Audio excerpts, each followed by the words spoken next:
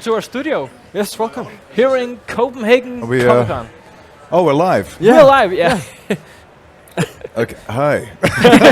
That's cool. Look at this thing. I'm gonna. Can I eat it? Yeah, you have to. It's like the only time I ever saw one of these was like at a Madonna concert. Okay. I feel like I'm in. You know. You're in a boy band. We don't now. have these in New Zealand. These things. No. No. We just. It's almost like you're in a boy band. We just yell at the sheep. Yeah. You know? But that's right. It feels like you have a sit on your on your chin right here. I just thought technology had worked past this kind of big fluffy thing that's in your face, but Not yet. it's okay. We can send people to the moon, but we still need this. Yeah. There's a guy without any clothes on. Yeah. How did he get in here? He's cosplaying.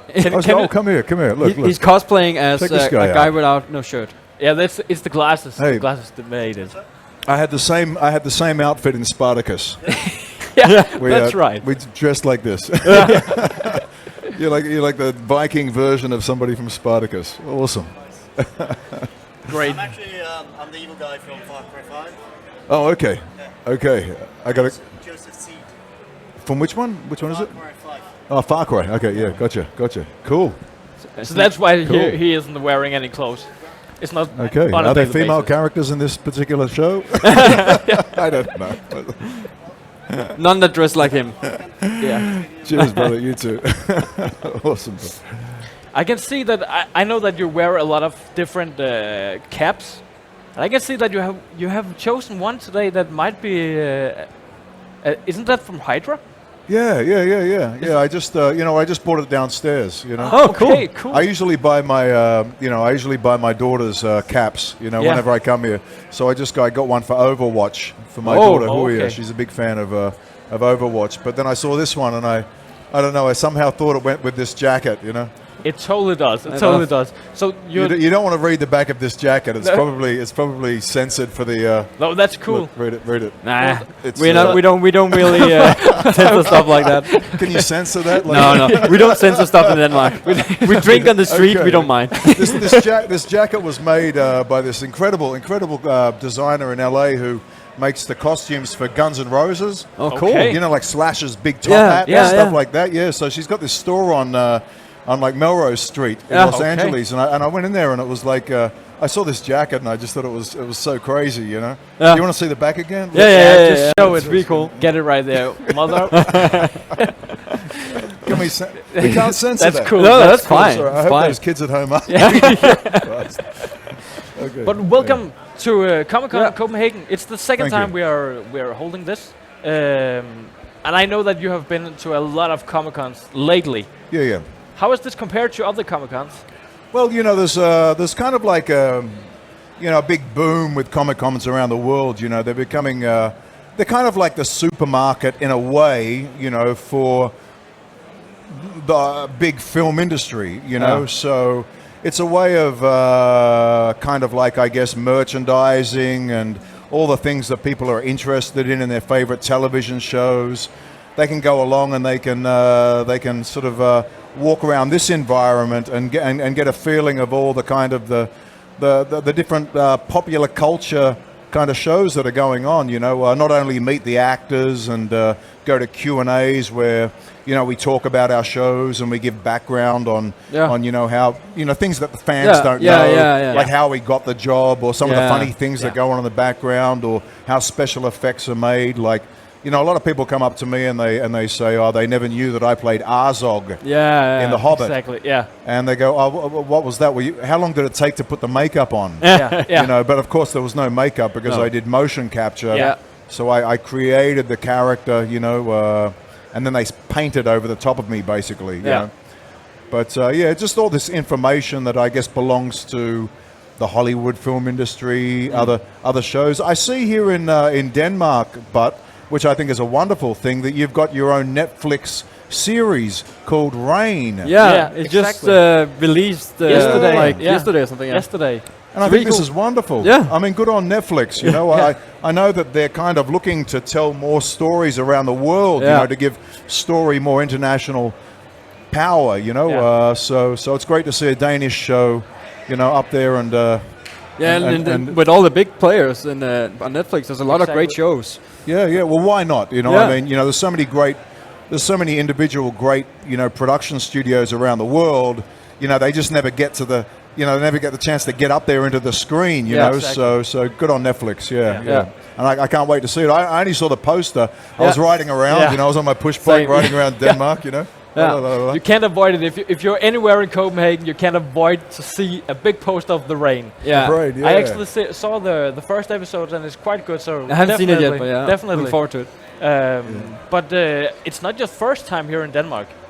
No, I came to Denmark maybe, I don't know, it was like 2 months ago. Yeah. It was covered in snow. Yeah. I mean, the waterway was frozen, so it's kind of strange, how quickly the weather has changed here from winter to spring. Yeah. But somebody told me that it's still unusually cold here. Yeah. I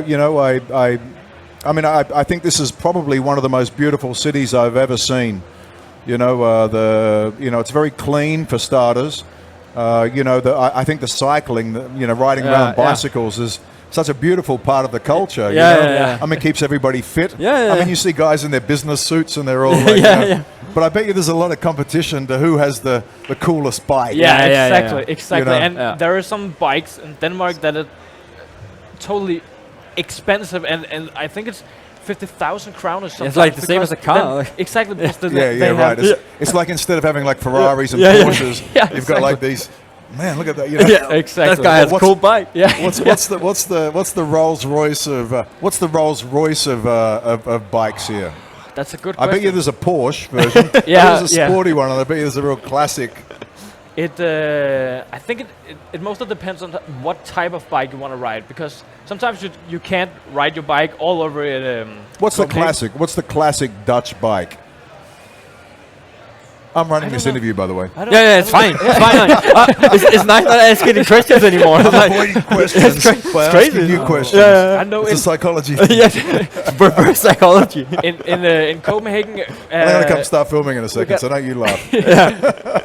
In Copenhagen, we got this area called Christiania, and that's a typical kind of bike when you got what's it called? Box. Christiania. Christiania. It's a place. It's a place in Denmark, Copenhagen, known for wheat. Yeah. For meat? Wheat. For wheat. Oh, wheat. Yeah. Okay. Right off the bat. And they have a special type of bike. Yeah. Oh, so it's a very country area. If it's wheat. No, not wheat. It's with a D. Hey? The thing you smoke. The thing you smoke. Oh, weed. Yeah, exactly. Yeah. Oh. Okay, so when you go there, there's guys there there's like windmills. I'm gonna ride. No. That's hilarious. So that's a type of bike when you got a box in front of you, and that's very Copenhagen-ish. Yeah. So they just sell it on the streets and it's very expensive. It's pretty crazy. Heard. So. Are we allowed to talk about that? Yeah. So it's cool. Fine. It's cool. So the best bike in all of Denmark comes from the place where they smoke a lot It has of weed. the name from that place at least. Yeah. Okay. It's the Christiania bike. A Christiania bike is called that. Just has like the Christiania bike. Christiania bike. Yeah, exactly. Okay. I've got one, and I took it back to New Zealand. I had it shipped over there. I bought it when I was in Vancouver, because Vancouver has a really great bike path around Vancouver City. So I went and bought this bike. It was made by Philips. Yeah. Oh. And it's called a Van Moot or a Van Moof. Okay. Van Moof. Yeah. Yeah, it's got like, if you pedal, it charges a battery that puts on lights at the back and front. We have that like an aluminium frame, like really light aluminium frame. Yeah. That's gotten very popular here as well, actually. Yeah. Okay. It is. But I'm avoiding all Okay. I was just wondering, this is your second time, right, in Denmark? Yes. What did you... Obviously, you were here for Comic-Con, but your first time in Denmark, what's that about? Because Danish people are like, why do people come to Denmark? Yeah. You know, my first trip to Denmark was to meet a writer. Okay. I guess I'm at a point in my career where, you can get involved in an industry to just try to climb the ladder, you know, and then you get to a certain point, I think, where you have to artistically ask yourself, why am I involved in this? Yeah. And I spent a trip in Greece last year, and the very first amphitheater that was ever built was built in a place called Epidavros. Yeah. And it was built by a medicine people called the Asclepios. And the reason why they built the amphitheater with perfect acoustics was so that the voice could generate healing. And so they talked about, democracy and psychology, Plato and all these kinds of men. Greece was really into this idea of really breaking down what the mind was about, what we were about as human beings, and how we could be governed or live as a society. And that's where democracy came from. When I saw this space in Greece and I realized that the original reason for the couch that sits at home, the round thing around the television, is the modern version of this amphitheater that they built in Epidavros. I suddenly realized that everything that comes through that screen is actually a form of it's a signal, and it can be medicine. I mean, now we've learned how to manipulate it, so it can be propaganda, or it can be violence, or it can be, all different ways of transmitting story. But when I heard this originally, I thought it was such an interesting prospect that we can use this screen to heal. So, I was just talking with Pilo, your actor from here, and I said, Pilo, are you living in America now? And Pilo was like, no, I want to be here in Denmark because I believe in the stories here. I want to stay with my country. Yeah. And I said to him, bro, good on you. I'm from New Zealand, and I kind of don't want to just go get absorbed into an American movie world, Wonder World, And I think that now, especially, with Netflix making these great shows from overseas, that there's this chance for us to make great stories that heal. Because we're facing a whole bunch of, terrible problems out there, right? Obviously. And one of the most influential things we have is entertainment. There's always whether it be The Walking Dead, when we're in our minds we're going like, wow, the world's almost becoming like this. Or there's always just a signal going on through that screen that can help. So my journey right now is really about traveling the world as much as I can, meeting my Danish brothers. I just came from Athens, and I was down there, learning more about Greece. And, in this trip I've also been to Belgium. I went to Algeria. I went to Austria. And I'm just trying to learn the planet a bit more because, I really believe in this idea that story is a great power to help connect. And, we're in a time where we need to find ways to connect. Yeah. Exactly. Otherwise, we're going to be in big trouble, then what's the point of entertainment? Yeah. Yeah. And you have helped a lot of that with your roles in Arrow, for example. You played Deathstroke. Yes. And I think many people would agree on that's the best villain we have in the Arrow series. Yeah, but I'll put this out there, is that when I played Slade Wilson originally, I made him a man that had a lot of internal feelings and emotions, and you saw the moment where he broke. Yeah. And when he broke, it wasn't really by any, it was like a Shakespearean break. Yeah. It was like you believed in the character, but then all of a sudden became the news about Shadow being killed, and he was like, and then there was the Mirakuru that actually Oliver injected him with, Okay. and then I think the audience always remained with the original Slade from the island, regardless of all of the, it's like following Othello, and then you see Iago whispering in his ear and you're going, don't listen to him, Othello, because he's lying. And so I sort of created this humanity to the character, which I think is really important for Deathstroke. Because, Marv Wolfman, who wrote the character, really wanted to make a man that was being pulled between two worlds. Yeah. That's why his mask is gold and black, or orange and blue. There's this polarity between... And I think that most people out there struggle. Yeah. So, Oliver Queen represents, wealthy, playboyish kind of American culture. And I think that I represented everybody else. To a degree, a degree. Look, Stephen Amell does a fantastic job playing, I work with Andy Whitfield with Spartacus. Yeah. And, like Stephen, Andy Whitfield, they're great, positive young men who do really good roles up front, playing the good guy. But sometimes playing the bad guy, you get the material that people actually empathize with or feel, Yeah. And sometimes you get pushed off a cliff.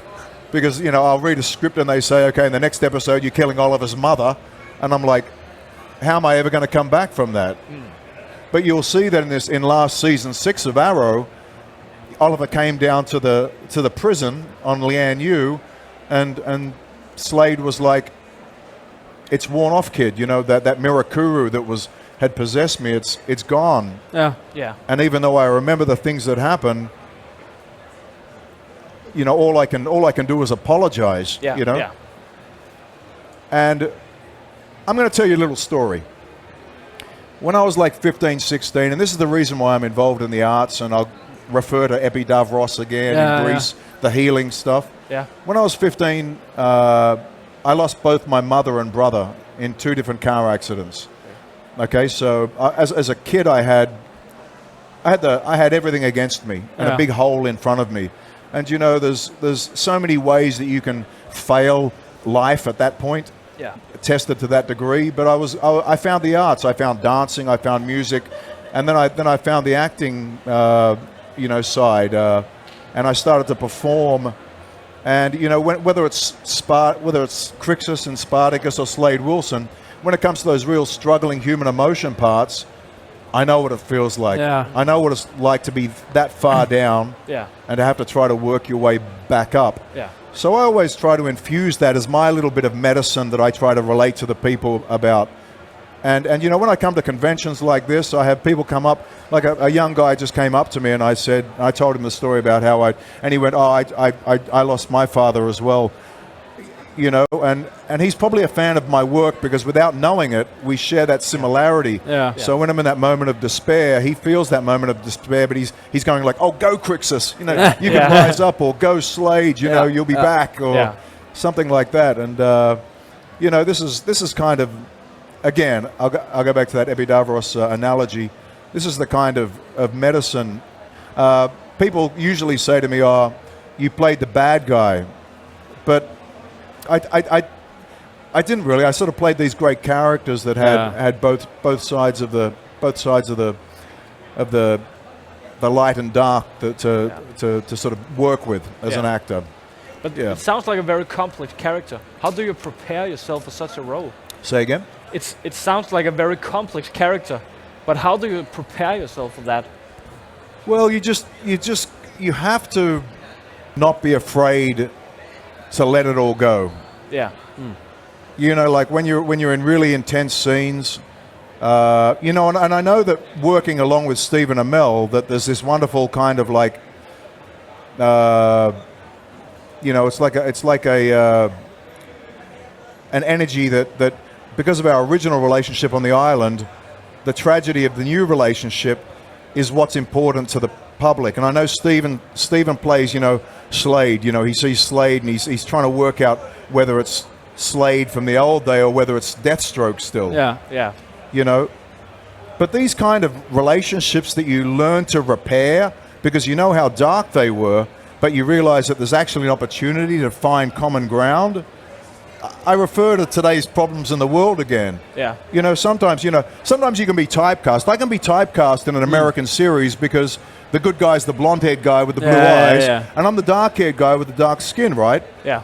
And I don't mind taking on this responsibility because, in the world today, you have these kind of cultures that kind of separated in a Christian Muslim kind of setting and all this sort of thing. And sometimes in that stereotype nature, I know that I'm representing something that is the polar kind of opposite, or the things that you're working to balance out. So when I play these roles, again, I don't mind throwing myself into the dark because I know somehow the writers are going to write the character back in to the good. I didn't finish the story about when I was a kid and I was in that car accident with my mother and she was killed. I woke up in a hospital after being in a coma, like 2 weeks later. I was in a coma, unconscious in a hospital. When I woke up in the hospital, my worst enemy from school, he was a guy called Matthew Sisley. He had like a terrible like mullet haircut and he wore death metal t-shirts and he was aggressive and him and I wore gel in my hair and did breakdancing and had fashion, and we were like two different dogs. But him and me used to be always at this point of argument. We were two different kind of animals, and you know, I represented the kid who had confidence and a beautiful mother and father and a balanced life. And I didn't know much about this guy until after I was in the accident. My mother was killed.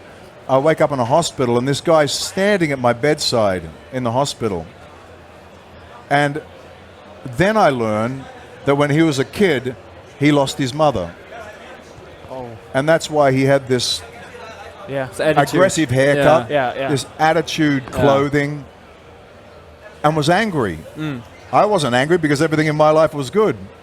But now I'm waking up into this world where I'm going to be tested by this loss.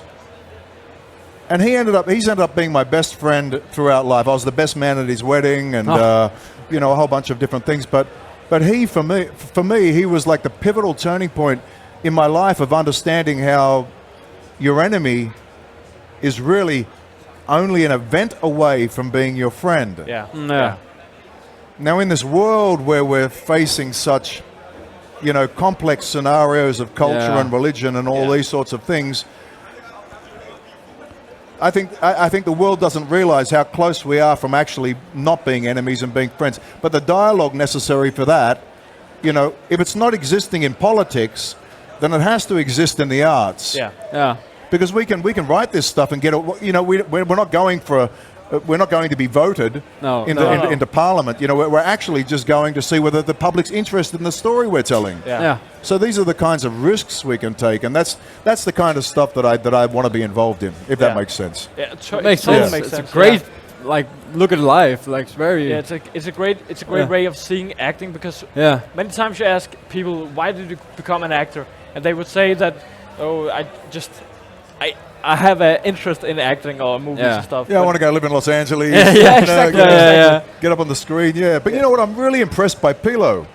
Just talking with Pilo a minute ago, I've actually not spoken to an actor of his kind of integrity about international story and how he is in love with his own country and wants to raise his child and be with his wife here in this country and choose the films that he thinks is best sort of suited to kind of like this idea of integrity in the arts, you know? So you would love to play beside Pillow, maybe? Oh, look, you know, having just met him, I think so, without a doubt. But you know, we'll see what happens. You know, him and me are talking. Maybe there's a spot for you in the Game of Thrones. We'll see. We'll see. I was just wondering. Dramatic pause. Dramatic pause, exactly. I was just wondering, because Deathstroke as a character have been played by many people, but also in comics and stuff like that. How do you make your own Deathstroke? Because you really have made your own Deathstroke. I didn't get time to really think about it, to be honest. Okay. When I read for the role and I was in Los Angeles, I was just reading for a military guy for the new series Arrow. You know, one of the interesting stories was that I'd met Stephen Amell. Stephen Amell was one of the 3 actors that came to New Zealand to read for Spartacus when Andy Whitfield was stepping out of the way for the role. You know, Andy Whitfield wanted the show to go on. He had the cancer treatment that he had to, you know, unfortunately there was that whole story. And so the show decided to cast a new Spartacus. So as Crixus, I read with Stephen Amell for him to play Spartacus. And there were 2 other actors, including Liam McIntyre, who ended up getting the role. And it just so happened that when Spartacus finished, we went to Kuwait, the USO, the American military organization. The American soldiers loved Spartacus. Probably any soldier loves Spartacus because it's a story about brothers fighting in the arena and losing brothers in their hands. You know, I mean, again, about the healing thing, I've had so many soldiers, so many people that have been in war come and talk to me about how they related to Spartacus. So Spartacus was a kind of medicine as well for gladiator, soldier, police, that kind of people that are in that sort of arena. But yeah, so we were in Kuwait, And there was a guy that taught me this chokehold when I was there. I was in a group of soldiers, and I said, who's like the guy that's seen the most action? Like, who's the guy that's really been in the middle of it? Because I play these guys, but I've never been in the middle of bullets flying past my head or, you know, death and all this kind of horror that comes with war. So I just wanted to look into the eyes of a man that had been in that place. And they all pointed to this one guy. He was like about 45, 46 years old with a sort of shaved head. And I said to him, can come over, you know, just in front of the group, in front of this big group of soldiers. I said, you know, can you tell me something about, you know, I know you probably don't want to talk about any of this stuff, but say, for instance, like, you know, you have to go into villages, like, you know, like a silent operation, and you're going in, and I hear that you've got to, like, there's dogs they put on the outside, and you've got to shoot the dogs, and then go in and take out guys quietly, and all. I can't even imagine what is going through your mind during this process. Is there, like how do you sneak into an enemy situation, hand to hand, and this sort of thing? And he grabbed me by a chokehold in front of all of these soldiers who'd come to see Crixus, the undefeated Gaul. And he grabbed me in a chokehold, and I just started passing out. He had me in this, like, he could have killed me in a second, this guy, a special forces guy. And I think he wanted to show in some way to his platoon or his soldiers that he was the man and I was the actor. And so he grabbed me, and like I was passing out, and I remember I grabbed him by the, you know, I grabbed him as hard as I could because it was like an instinct, survival instinct. He later told me that was the best thing that I could have done as a response. But then he sort of let me go, and I sort of shook it off, and I was like, wow, man, that was a bit serious, you know, a bit close. And him and I ended up spending the next 2 days together, going around and hanging out, and he told me stories, and you know, they're horror stories what these soldiers really have to go through at that level. And then he drove me to the airport in Kuwait, and I was flying to Los Angeles, and he saw me off, and his face was the last face that I saw leaving Kuwait, you know, out of the group that I was with, was this guy called Knight. I got on a plane, flew to Los Angeles. I was only there for 3 days because I had to go to the Hobbit premiere back in Wellington. Oh, yeah. But when I landed and I was leaving the airport, I saw a big billboard for Arrow, because Arrow had already started. And I went, oh, that's Stephen Amell, that guy that came and read for Spartacus. And then on the last day, when I was about to go back to the airport to fly to New Zealand, my manager rang me and said, Manu, where are you? We've got an audition for you. And I said, I'm about to go to the airport. She said, there's a show called Arrow. And I went, I know Arrow. I saw Stephen Amell on the billboard. Yeah. And she said, they want you to go in and read for it right now. And I said, what sort of role? And they said, I don't know, some kind of soldier, some kind of special forces guy. And so I went to this particular studio in Los Angeles, and I went in, and there was like 50 guys that all looked like beards and tough and everything, and they're all walking around getting ready for this audition. And I started reading the audition piece, and it said that the character, it wasn't called Slade Wilson. It was just this military guy drops from the roof and grabs Oliver Queen by the throat in a chokehold. And I thought, this is interesting, a chokehold. You know, I've just learned from a special forces guy how to do this properly. And when it came to my turn, I went in, and the casting director said, you know, are you ready to go? I know you're rushing to go to the airport. I said, yeah, but can I have the reader come in front of the camera? Can I sort of hold him in a chokehold? And he said to the reader, some young guy behind the camera, he said, can you help Manu out? And he said, oh, yeah, okay, no worries. So he came out, big mistake. He came out and stood in front of me, right? And I put him in this chokehold, you know, it sort of goes around the back like this, and you grab, I don't know, you sort of, you grab the back of the head like this, and I didn't really know how to do it properly, and I've got him, and the guy, you know, the casting director's like, okay, you ready to go? And I'm like, yeah, okay, come on.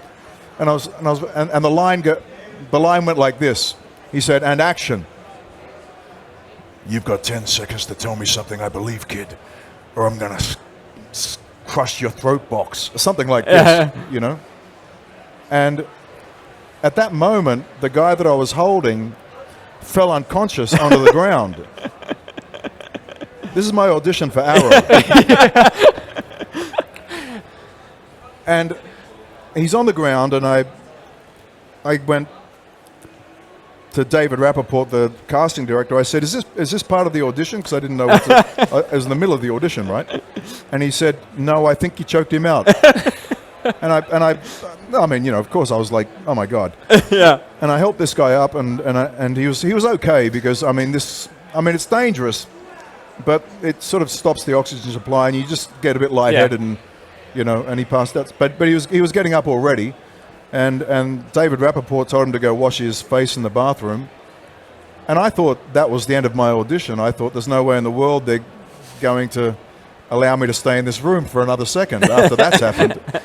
And I said, "Listen, I'm sorry, David, but to be honest, I've just been in Kuwait with like the top special forces guy, showed me a chokehold, and obviously it works."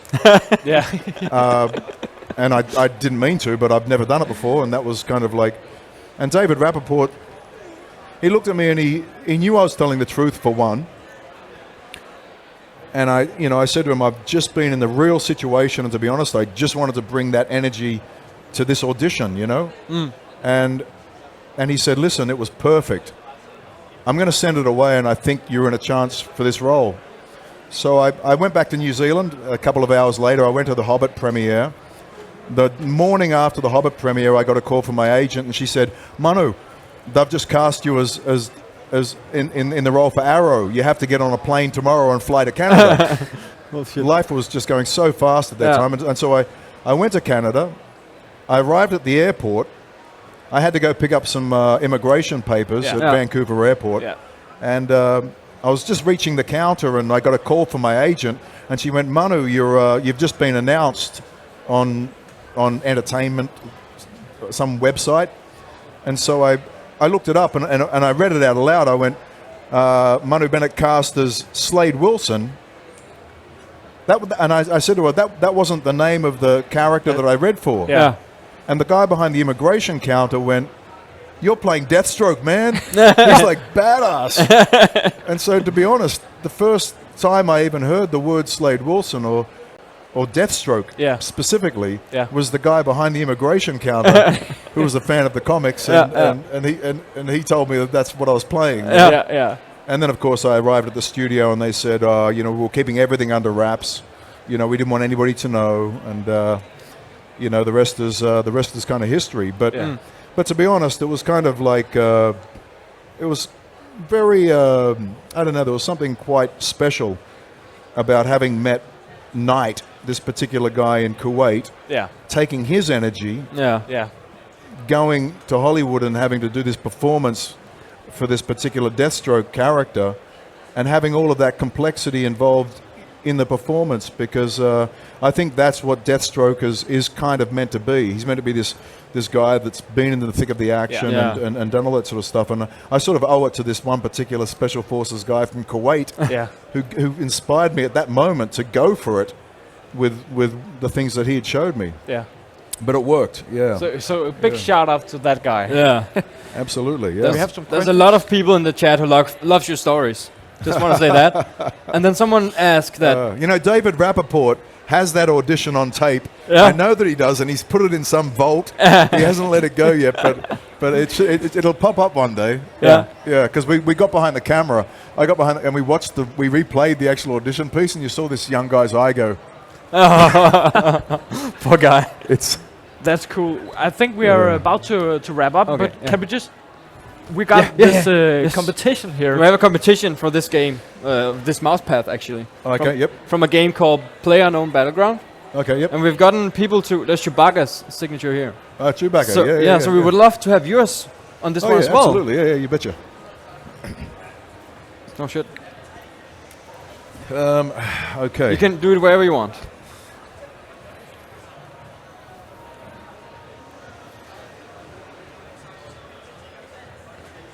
Oh, that's great. Yeah, that's cool. great.